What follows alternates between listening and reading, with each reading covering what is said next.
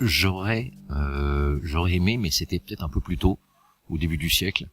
J'aurais adoré Arsène Lupin. J'aime bien les bandits qui font pas de mal, ou ceux qui se font les égouts sans tuer personne. C'est un peu dans l'inconscient collectif, mais on a un petit faible, je crois en France, peut-être ailleurs aussi, pour ceux qui sont pas dangereux et qui font des jolis coups. C'est pas bien ce que je dis, mais quand ils font pas... Ouais, j'aime bien donc Arsène Lupin, ce genre de mec-là, mais ça date un peu, hein. Ça date un peu. Voilà. Sinon, j'ai joué Pierre Chanal. Pierre Chanal, c'était l'affaire des disparus de Mourmelon.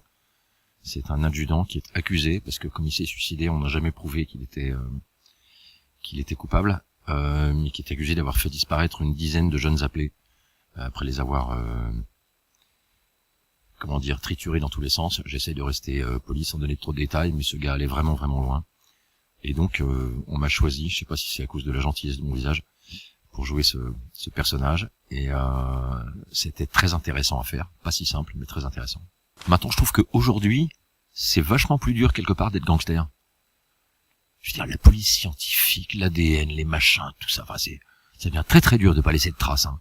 Ceux qui le font sont vraiment balèzes. Enfin, c'est pas une bonne époque, je trouve, pour être bandit aujourd'hui.